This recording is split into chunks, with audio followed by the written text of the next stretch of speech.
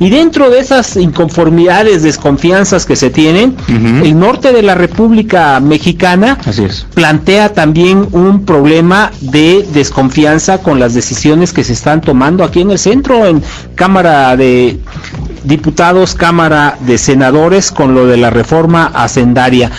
Ven amenazada su situación ahí en el norte. Así que el día de hoy hemos tenido la oportunidad de contactar al senador Francisco Burques Valenzuela.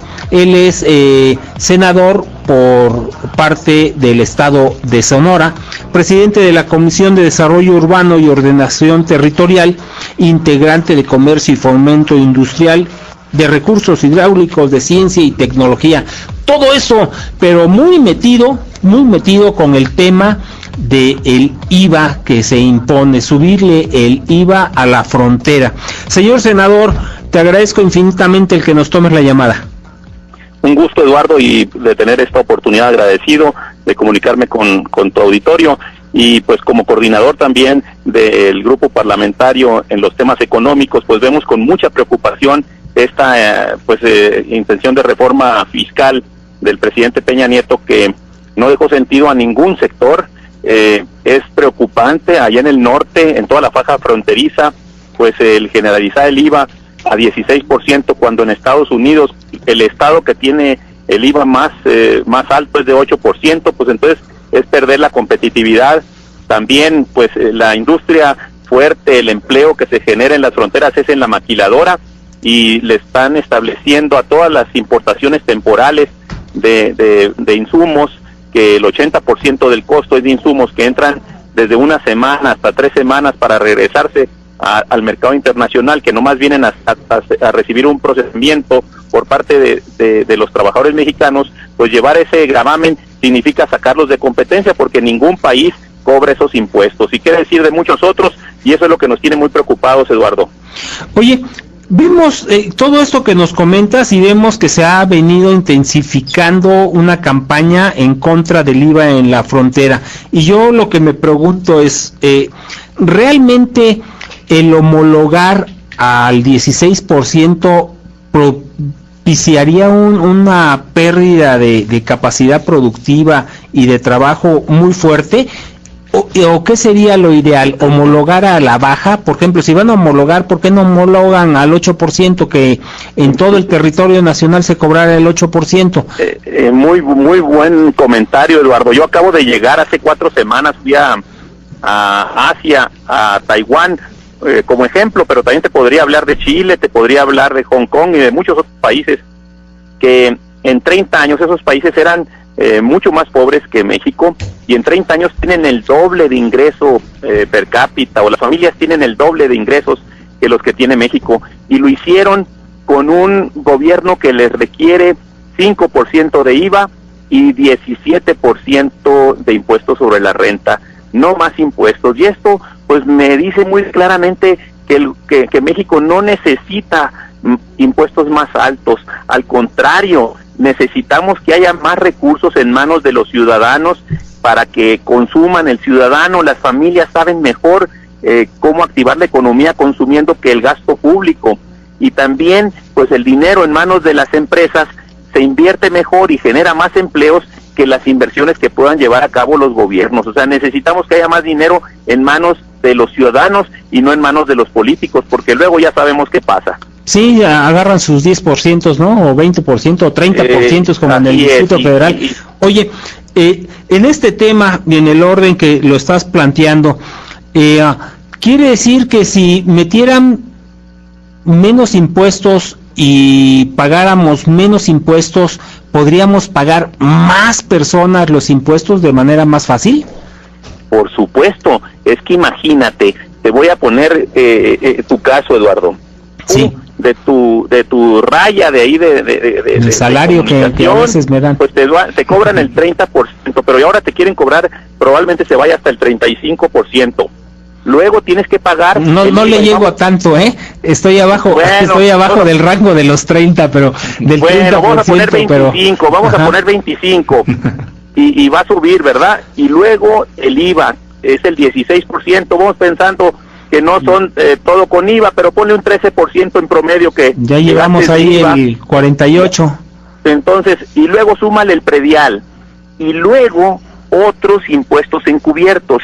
La luz que tú pagas, que paga Eduardo, cuesta el doble que lo que se paga en Estados Unidos. ¿Por qué? Porque estás pagando las ineficiencias de la Comisión Federal de Electricidad, y ahora, desde hace varios meses, la gasolina cuesta un 15% más cara, pero además ya te recetaron un incremento de 9 centavos cada tanto tiempo, y vas a pagar sobreprecio en la gasolina, y así te vas. Entonces terminas viviendo la mitad de tu trabajo para el gobierno, que ni siquiera le da confianza a la gente, cuando lo más importante que tú tienes es tu familia. Entonces, pues eso es de sentido común.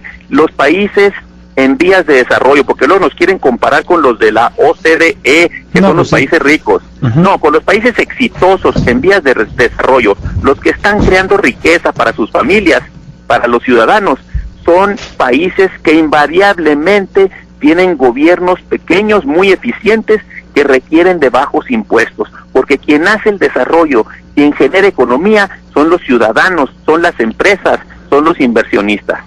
Oye, señor senador Francisco Búrquez, he estado escuchando y viendo en las redes que por ahí está circulando Baja California, inconformidad de algunos grupos que piden que se vea posibilidades de... Se ríe uno porque la Constitución no lo permitiría, pero de separarse del pacto federal. ¿Esto qué nos está diciendo? ¿A dónde nos está llevando? Yo sé que no hay posibilidades de que se den este tipo de situaciones, pero nos habla de una inconformidad social muy fuerte. ¿Cómo lo estás leyendo tú? Yo lo vi el sábado y me preocupó. República de Baja California, más de 100,000 adheridos a su página de Facebook. Va creciendo tremendamente, y te puedo decir que en el norte, en Sonora, en Chihuahua, empieza a despertarse. Ahorita parece un juego. Estas medidas llegan a tal grado de expoliación de la gente que trabaja, que empiezan a brotar intenciones de este tipo. Ahorita pareciera que no es posible, pero está gestándose la fragmentación y la desunión del país. Es sumamente peligroso, es sumamente delicado que estemos llegando. Cuando se le aprieta, en mi tierra dicen el buchi demasiado a la gente, pues empieza a pegar de gritos, y la gente no se va a dejar.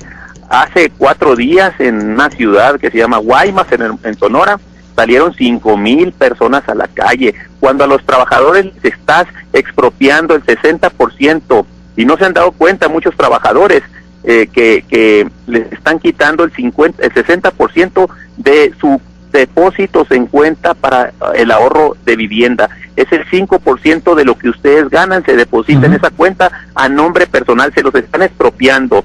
Entonces, pues la gente empieza a alzarse en armas. Esto es muy delicado, y ojalá tomen nota el gobierno federal, porque estamos en la antesala de una recesión. El Banco Mundial dice que vamos a crecer el 1.2% este año, cuando el gobierno nos había dicho que iba a crecer el 3.7%. En fin, muy delicado. Apenas se van a lograr 300,000 empleos. Yo creo que se han equivocado, y ojalá escuchen. No han querido escuchar. El senador Mario Delgado comentaba el día de hoy, en la información que pasamos hace un momento, que podría darse que el Senado no aceptara la reforma hacendaria que se está mandando. ¿Qué es lo que sucedería? ¿Se aplicaría la del año pasado? En el caso del Partido Acción Nacional, va a ir en contra en todo, incluso de la ley de ingresos, y creemos que el PRD debe de salirse de esa alianza que en la Cámara de Diputados formó con el PRI, y en ese caso lo que pasaría es que, y lo que buscaríamos, es que se mantuviera la misma ley de ingresos del año pasado, y nos pusiéramos a discutir una verdadera reforma fiscal. El sistema fiscal mexicano, a través de los años, ha probado no ser competitivo. Es un sistema fiscal incapaz de generar los empleos que requiere nuestro país. Por eso millones y millones de personas brincan a Estados Unidos y allá encuentran lo que aquí no encuentran. Aquí un empleado gasta, vamos pensando, gana un empleado 100 pesos. Y pero en todo el día, Unidos, ¿no? Ahí ganan 100 pesos, pero por hora. Brinca, exactamente, y allá gana 10 veces más. Claro. ¿Por qué? Porque aquí trabaja esa persona con pala. Allá, como se protegen los inversionistas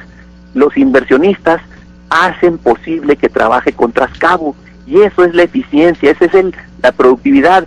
La economía es un ecosistema, se necesita el trabajador, se necesitan los emprendedores que conciban las empresas y se necesitan los inversionistas. Esos inversionistas y esos emprendedores y esos trabajadores, todos se están yendo a cruzar la frontera y eso no es bueno para México. Y sigue sin entender este gobierno la elección que nos está dando Europa ahorita.